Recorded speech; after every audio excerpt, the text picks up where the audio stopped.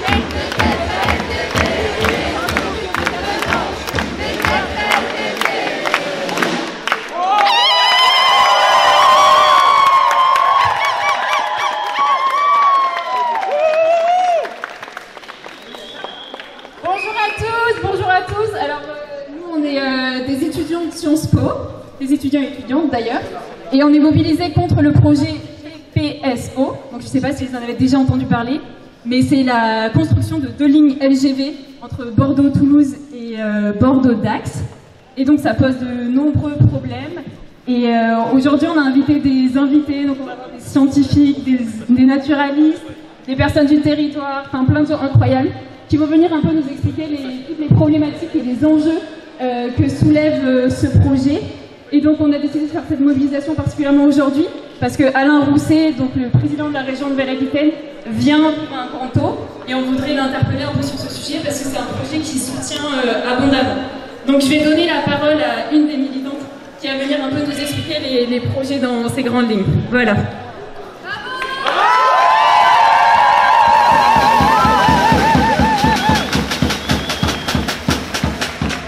Alors effectivement, aujourd'hui, on va vous parler du grand projet ferroviaire du Sud-Ouest. C'est pas un sujet qui est extrêmement médiatisé, c'est pas un des grands projets les plus médiatisés, pourtant c'est un des plus gros projets d'infrastructure en France. Pourquoi je dis ça? Parce que ce projet, c'est 4800 hectares de terre qui vont être artificialisés si on ne l'arrête pas.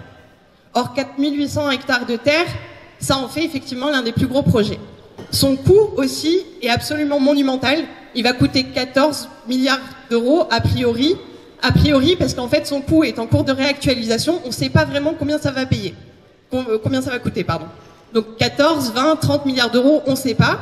Il y a d'autres grands projets à Paris, en Italie, il y a le Lyon-Turin aussi, qui sont des projets similaires qui coûtent peut-être plus cher, mais en termes d'artificialisation, c'est le plus gros. Donc est-ce que c'est normal qu'en 2023, le plus gros projet d'infrastructure, personne n'en entend parler? Est-ce que c'est normal que ce ne soit pas un sujet politique, que ce ne soit pas un sujet d'actualité? Alors aujourd'hui, on va accueillir Alain Rousset. Alain Rousset, président de la région Nouvelle-Aquitaine. La région Nouvelle-Aquitaine a sorti il y a quelque temps sa feuille de route pour la transition écologique, la feuille de route Néoterra, qui a pas mal de belles ambitions, des belles phrases, des ambitions pour sauver la biodiversité, pour sauver la ressource en eau, pour sauver les terres, en tout cas les préserver, les terres agricoles et forestières. Or, dans le même temps, la région Nouvelle-Aquitaine s'apprête à finance déjà d'ailleurs, un projet destructeur de toutes ces terres. Donc 4800 hectares de terre en tout, mais c'est précisément 1230 hectares de terres agricoles et 2850 hectares de forêt. Donc quand la feuille de route Néoterra, la feuille de route de la région Nouvelle-Aquitaine pour la transition écologique dit qu'elle promeut la transition agroécologique, on pose la question sur quelle terre elle va se faire, la transition agroécologique, vu qu'on est en train de tout détruire. C'est de ça qu'on va parler aujourd'hui, entre autres, puisqu'il y a plusieurs intervenants qui vont succéder, qui vont vous parler des enjeux climatiques, des enjeux écologiques. Et moi, précisément pour l'introduction, j'ai peut-être un peu plus ciblé ma prise de parole sur d'où vient ce projet et quelles sont ses conséquences en termes sociaux, économiques et le cadre idéologique dans lequel ça s'inscrit. Parce que ce grand projet, le grand projet ferroviaire du Sud-Ouest, c'est un projet qui est né il y a 30 ans. Je ne sais pas, vous ici qui nous écoutez, si vous étiez déjà né il y a 30 ans, mais en fait, ce projet avait déjà été décidé. Voilà. Donc, 1991, schéma d'infrastructure des grandes lignes ferroviaires, se décide la ligne à grande vitesse Lyon-Turin, dont vous avez peut-être déjà entendu parler. Il a été très médiatisé il n'y a pas si longtemps que ça. Il y a eu des grosses manifestations. Le projet de ligne à grande vitesse Montpellier-Nîmes-Perpignan. Et, effectivement, les projets de ligne à grande vitesse du Sud-Ouest. Donc là, il y a 2 lignes à grande vitesse. C'est Bordeaux-Dax et Bordeaux-Toulouse. Sachant qu'aujourd'hui, il y a déjà des lignes ferroviaires qui permettent de faire ces trajets, d'assurer ces desserts, qui sont absolument pas saturés aujourd'hui, et ce projet, du coup, est absolument inutile. Mais en fait, ce projet, c'est un projet de métropolisation. Il permet, en gros, de connecter des grandes métropoles entre elles, et je vous l'ai dit, il est né il y a 30 ans. À 30 ans, c'était l'ère de la grande vitesse, l'ère de l'intensification des échanges, l'ère de la marchandisation du monde, et il s'inscrit dans un schéma européen de connexion des grandes métropoles entre elles. Pourquoi? Pour fluidifier les échanges, pour les augmenter, pour faire en gros du développement à gogo. L'idée, le projet derrière ça, c'est toujours le développement économique. C'est toujours faire plus d'échanges, plus de marchandisation du monde, plus de liens, mais du lien surtout entre les grandes métropoles. Pendant ce temps-là, qu'est-ce qui se passe dans les territoires? Les territoires, donc les communes par exemple au sud de Gironde, elles sont siphonnées. Elles sont siphonnées entre autres par les métropoles. Parce que toutes les ressources qui abreuvent en gros les métropoles, elles viennent du territoire des autres communes, dont on n'entend jamais parler. Et ces communes-là, elles sont traversées par les LGV et jamais personne ne les voit. Elles sont jamais desservies, c'est des déserts médicaux. Pour avoir un rendez-vous médical dans ces communes-là, il faut attendre 3 mois. Souvent, il faut les prendre en métropole d'ailleurs. Et le phénomène de métropolisation, ce qu'il entraîne aussi, c'est la concentration du pouvoir. La concentration des organes de contrôle, la concentration des organes de surveillance, c'est aussi des lieux de répression énormes du fait de la surveillance, hein, les deux sont liés. Et donc c'est des lieux où en fait toutes nos vies sont aliénées. On n'a plus le pouvoir sur rien, on est complètement déconnecté de ce qui se passe, de comment on vit, d'où vient ce qu'on mange, d'où vient l'eau qu'on boit. On ne sait plus comment ça marche.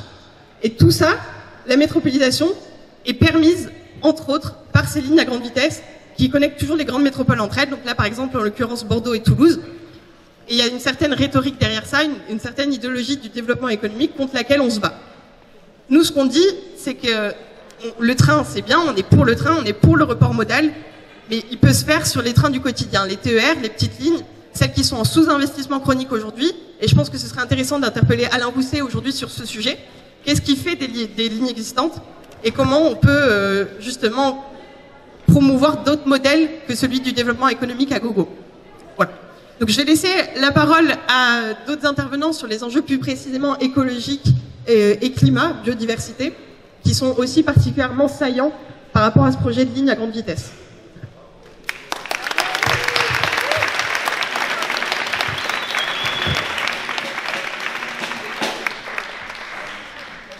Bonjour, vous m'entendez bien? Ok. Donc moi je suis Stéphanie, scientifique en rébellion, et je suis aussi membre du collectif Stop LGV Bordeaux Métropole pour les trains et les transports du quotidien. Donc je suis là aujourd'hui pour vous redire encore et encore l'urgence climatique, donc qui est portée par le groupe du GIEC. Et donc le GIEC nous rappelle toujours et encore que l'urgence, c'est de décroître nos émissions de gaz à effet de serre. Et c'est maintenant, c'est pas dans 10 ans, c'est pas dans 20 ans, c'est pas dans 30 ans, c'est maintenant. Alors, une fois qu'on a dit ça, pourquoi être opposé à la LGV? Puisque l'idée couramment répandue, c'est que effectivement, se transporter collectivement via le ferroviaire, c'est effectivement écologique et ça permettrait de décroître les émissions de gaz à effet de serre. Sauf que quel est le GPSO? En fait, le GPSO, c'est 327 km de nouvelles lignes à grande vitesse. D'une part, je vous donne le détail, entre Bordeaux et Toulouse, et d'autre part, entre Bordeaux et Dax. Et ces lignes, elles viennent doubler des voies existantes. On peut déjà aller à Dax via une voie existante, et on peut déjà bien sûr aller à Toulouse via une voie existante. Donc comme vous l'a dit Toupi, en fait c'est un projet qui vient simplement pour accroître la vitesse de déplacement entre des métropoles. Et donc ce projet revient à émettre massivement 2,4 millions de tonnes équivalent carbone, ça c'est chiffré par SNCF Réseau, sur la décennie qui vient. Donc c'est un projet qui est opposé en fait à ce qu'on devrait faire en termes de diminution rapide d'émissions de gaz à effet de serre. Donc par quoi on pourrait remplacer? Évidemment par la rénovation des voies existantes, et c'est ce que notre collectif porte au niveau de Bordeaux Métropole. Et je vais passer la parole à Truite qui va vous parler des enjeux écologiques liés à ce projet.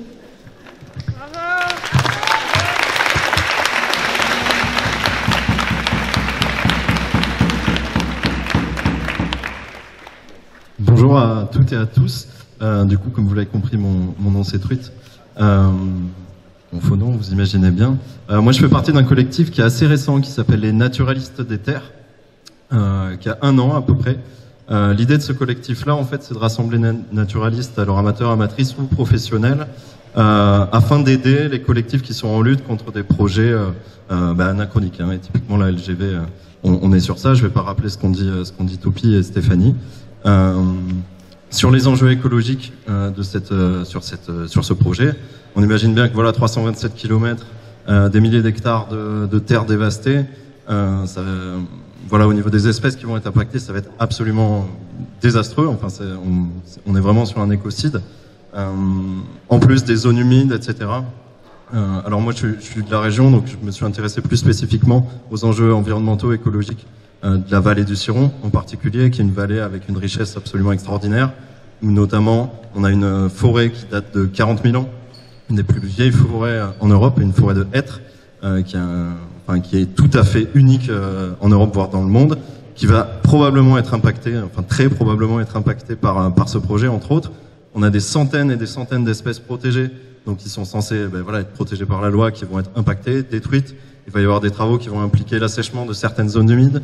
Je ne vais pas aller dans les détails, mais peut-être que certaines d'entre vous ont entendu parler, je l'espère du moins, de l'importance de conserver ces zones humides-là pour les espèces qui sont présentes, mais aussi pour nous, le rôle qu'elles vont avoir dans la rétention de l'eau, etc., surtout en période de changement climatique.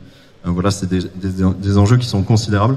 Donc nous, notre collectif, on essaie de retravailler le rapport au vivant aussi, que ce soit avec les gens qui sont impactés ou les gens qui sont peut-être un peu plus éloignés aussi de ce projet-là, mais faire comprendre, essayer de sensibiliser un peu tout ce monde au fait que le réseau du vivant, c'est un réseau, et à force de couper les fils, un jour tout ça va s'écrouler. D'ailleurs, on est en plein dedans, et typiquement un projet comme ça est complètement dévastateur. Donc voilà. Je vais citer quelques espèces peut-être un petit peu emblématiques qui vont être impactées, sur lesquelles il y a d'énormes enjeux. On a des espèces comme la loutre d'Europe, que j'affectionne particulièrement, le vison d'Europe, qui est probablement sur cette zone qui est une des espèces qui est en train de disparaître. Clairement, et là avec un projet comme ça, on détruit son habitat. On a tout un tas d'autres espèces. Je vais pas m'étaler là-dessus. Si ça vous intéresse, je pourrais vous en parler tout à l'heure. Mais voilà, globalement, et oui, je voulais revenir juste, sur les naturalistes des terres. Du coup, nous, on essaie de mettre en place de la sensibilisation. Donc pendant les manifestations, les événements, on propose des balades naturalistes pour que chacun et chacune puisse prendre la mesure, en gros, de ce qu'on peut perdre potentiellement au niveau du vivant. On est aussi là pour faire du conseil juridique, en gros, pour essayer de transmettre des informations sur comment se déroulent les dossiers réglementaires, les études d'impact, etc. Sachant que là, pour ce projet-là, on sait qu'elles ont été faites n'importe comment, honnêtement, avec des espèces qui ont été oubliées, des enjeux qui ont été diminués, à tel point qu'ils sont obligés d'en refaire actuellement. Moi, j'ai des collègues qui travaillent sur ça et qui ont un temps hyper restreint pour faire leurs inventaires, et voilà, donc ça risque d'être fait encore avec les pieds, quoi, cette affaire. Et voilà. Et aussi, on peut mettre en place des actions directes sur d'autres projets, ça a déjà été fait. Voilà, on essaie d'apporter notre soutien comme on peut aux différents collectifs qui luttent déjà depuis des années. Et voilà, je vais laisser la parole aux autres intervenants. Merci de m'avoir écouté.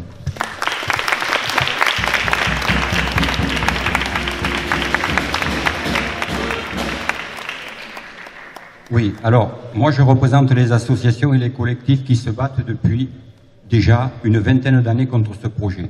C'est pas un projet nouveau, hein, c'est un projet qui a été dans les cartons déjà depuis 30 ans. Bon, depuis 20 ans maintenant, que ce soit ici en Gironde, que ce soit dans le Lot-et-Garonne, au Pays Basque, de toute façon, il y a des associations et des collectifs qui se battent contre ce projet. Ce qu'il faut dire, parce que ça c'est quand même important de le dire, en 2013-2014, il y a eu une enquête publique pour ce projet. Les enquêteurs ont donné un avis négatif à ce projet. Ce qui veut dire qu'en 2013-2014, ils ont reconnu que ce projet n'était pas un projet d'utilité publique. Ça, il faut quand même le signaler. Bon, évidemment, l'État est passé outre et il continue, c'est un vrai rouleau compresseur. Mais c'est quand même important de le dire et de le répéter et de le faire savoir. C'est-à-dire qu'on fait des enquêtes publiques, ils font des enquêtes publiques et de toute façon, après, ils font ce qu'ils veulent. Alors, vous avez le droit de dire que vous n'êtes pas d'accord, mais de toute façon, même s'il y a une majorité de gens et là, dans ce cas-là, ce sont des commissaires enquêteurs, ce ne sont pas des zadistes, ce ne sont pas des punks, ce sont des gens qui font partie de l'appareil d'État, ce sont des hauts fonctionnaires à la retraite, ce sont des militaires à la retraite. Et ces gens-là ont dit ce projet n'est pas un projet d'utilité publique. Et ça, il faut le dire et le répéter. Ce qui veut dire que la démocratie dans cette histoire-là, une fois de plus, on s'en fout. Ce qu'il faut dire également, c'est que ces projets sont faits uniquement au profit des multinationales. Là, derrière, nous avons les multinationales, Eiffage, Vinci. Et pour eux, ce sont des rentrées faramineuses d'argent. Le projet a été évalué à 14 milliards d'euros en 2013-2014 pour 300 km de voies. Maintenant, il est évident qu'on n'en est plus là. On n'est plus à 13-14 milliards d'euros. On est à 20 milliards, 22, on ne sait plus de toute façon, et on ne sait pas, le projet n'étant pas commencé, on ne sait pas quand il sera fini, s'il se finit, combien il aura coûté. Ça sera sûrement le double ou peut-être le triple. Donc c'est un véritable scandale. C'est un véritable scandale. Tous les élus qui sont en particulier, alors moi je parle plutôt pour la vallée du Ciron, mais c'est un exemple parce que nous on milite sur la vallée du Ciron, mais tous les élus des petites communes sont contre ce projet. Ici en Gironde, tous les élus du Sud Gironde sont contre ce projet, que ce soit députés, sénateurs, conseillers départementaux et maires, et en particulier les maires. Donc il faut le dire, tout le monde est contre ce projet, en particulier dans le Sud Gironde. C'est la même chose dans le Lot-et-Garonne, c'est la même chose au Pays Basque, de toute façon. Donc c'est un projet qui est unanimement rejeté. Il faut le dire, il faut le répéter. Ils n'ont aucune légitimité pour ce projet. Et nous, on est légitimes pour se battre contre ce projet. Voilà, et c'est ce qu'on est en train de faire maintenant depuis quelques années. Là, actuellement, c'est vrai qu'il y a les changements climatiques, il y a l'artificialisation des sols. On n'en parlait pas il y a 10 ans, on en parle maintenant, ce qui ne fait qu'aggraver les choses pour ce projet. Donc, on est tout à fait légitime pour continuer la lutte et j'espère qu'on sera nombreux à la continuer. Et on a besoin de jeunes aussi pour continuer à se battre contre ce projet.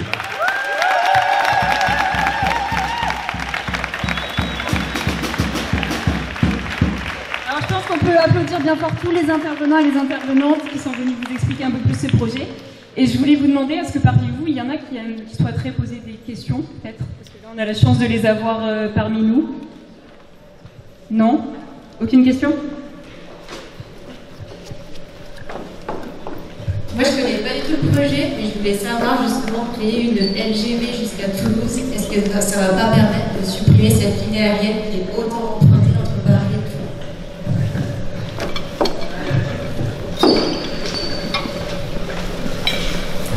Alors effectivement, c'est une idée qu'on entend beaucoup. Les LGV permettraient du report modal, que ce soit de l'avion sur le train ou de la voiture sur le train. C'est une idée, en vrai, le report modal, c'est une idée qui fait sens, évidemment. Et il y a plusieurs choses qu'on peut dire à ce propos. La première, peut-être, c'est que ce n'est pas les LGV qui permettront le report modal le plus pertinent, le plus intéressant, puisqu'en proportion, les LGV, c'est 5,9% des usagers du train. Donc c'est une infime partie des trajets pour une infime partie des populations. Là où c'est intéressant, le report modal, du coup, c'est plus effectivement sur les trajets du quotidien, les trajets domicile-travail.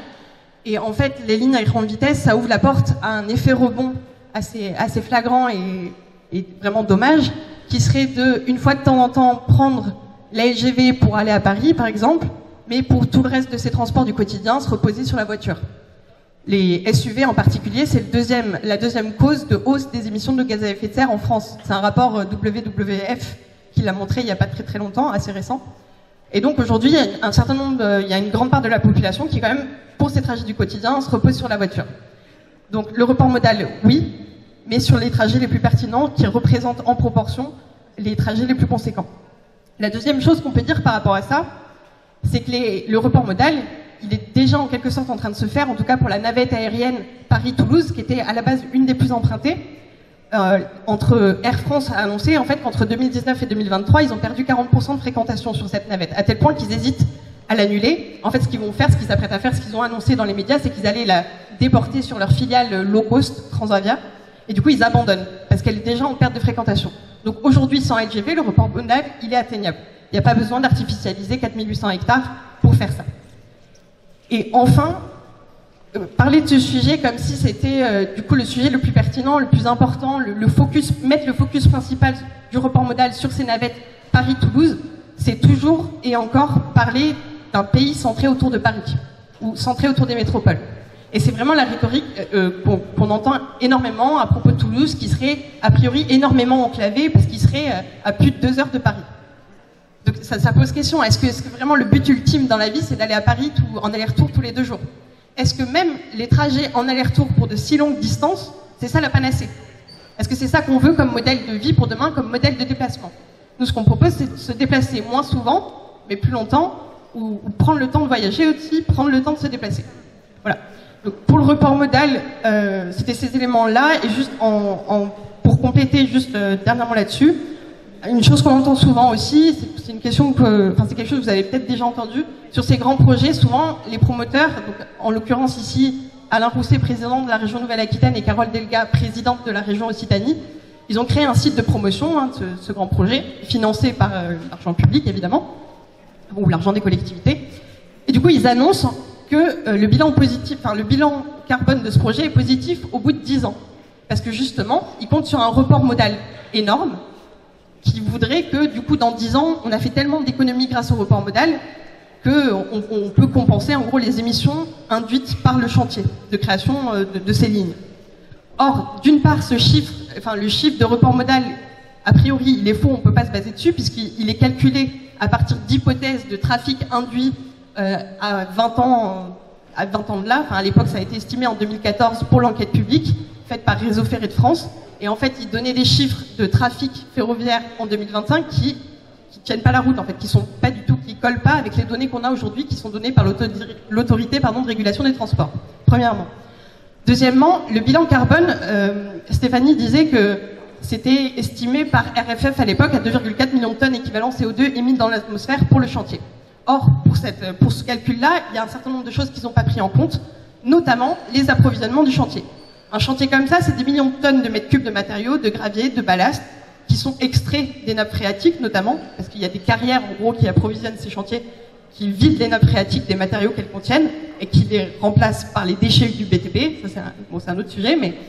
Et donc, ce bilan carbone qui a été fait à l'époque, il est faux puisqu'il ne tient pas compte d'un certain nombre de données. Il a été recalculé par les collectifs et les associations et il est réestimé, réévalué à 4,5 millions de tonnes équivalent CO2, ce qui est l'équivalent, pour vous donner une image, de 28 millions d'allers-retours Paris-Toulouse en avion. Donc quand on dit qu'on va faire du report modal avec ce projet, alors que son chantier, à lui seul, génère l'équivalent de 28 millions d'allers-retours Paris-Toulouse en avion, il y a un petit problème de cohérence. Enfin, par rapport à ce chiffre de bilan carbone positif au bout de X années, donc ce qu'on appelle le taux de retour carbone, une espèce de comptabilité comme ça des molécules de CO2 où on se dit, bon bah si on fait des économies d'un côté, on va pouvoir polluer de l'autre et tout se passera bien. Ça c'est un non-sens physique. C'est bien pour de la rhétorique, c'est bien pour les sites de propagande pour les grands projets, ça fait plaisir aux élus, mais c'est absolument pas scientifique, c'est absolument pas physique. Pourquoi? Parce qu'une particule de CO2 ou de CO2 équivalent émise à l'instant T dans l'atmosphère, elle commence déjà à avoir des effets sur le climat. Et elle a des effets ensuite pour 100 ans. Ça a été démontré. On a des courbes de forçage radiatif, on est capable de montrer combien de temps ça a un effet dans l'atmosphère. Donc, on peut dire que dans 10 ans, même 20 ans, mettons qu'il soit trompé dans les chiffres, c'est pas très grave, le bilan, si on voulait, il serait positif peut-être au bout de 20 ans, 25 ans. Mais ça nous fait une belle jambe. On sera content dans 20 ans, dans 25 ans d'avoir un bilan carbone positif.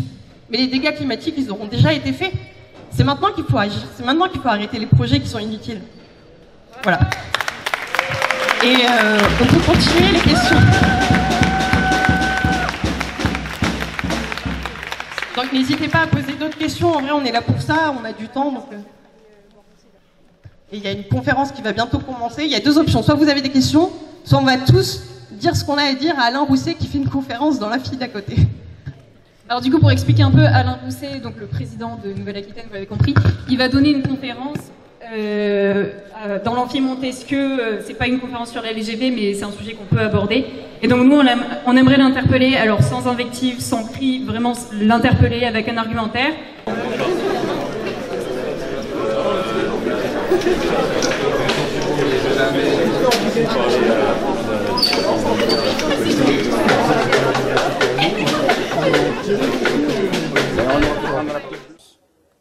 Une question indiscrète. Vous venez de voter pour Emmanuel Macron, pour lui ou pour Benoît Hamon au premier tour? J'ai voté Macron au premier tour. Merci. Une question indiscrète. Vous venez de voter pour Emmanuel Macron, pour lui ou pour Benoît Hamon au premier tour? J'ai voté Macron au premier tour. Merci. Bonjour. Directement. Ah, merci. Bonjour. Excusez-moi. Bonjour. C'est avec moi. C'est là. Avec moi, juste là. Je vais aller à l'espace numérique. On rechange merci. À côté là. On passe ça. Je viens de passer. Bonjour. Oui, je viens de repasser là. Ça marche. Bonjour. Je représente le média Paris. Et vous n'avez pas de badge? Alors je préfère que vous voyez avec les filles de Sciences Po. Parce que moi j'accepte que les personnes avec badge. Monsieur bonjour. Pardon? Vous êtes inscrit? Correspondant de presse de Média Paris. Ouais. Je ne sais pas si ça me fait. Vous êtes inscrit ou pas? Alors pour les personnes qui ne sont pas inscrites, il y a une retransmission en direct qui est dans l'amphi qui est au rez-de-chaussée. Donc vous descendez, c'est tout au fond à gauche.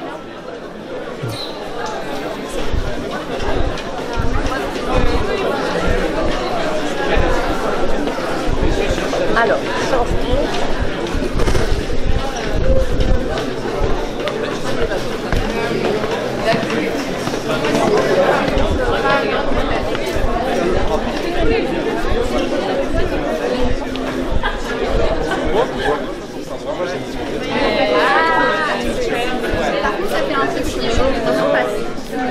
Bon. Désolé, ils n'ont pas voulu me laisser rentrer. Ils n'ont pas voulu vous laisser rentrer? Non.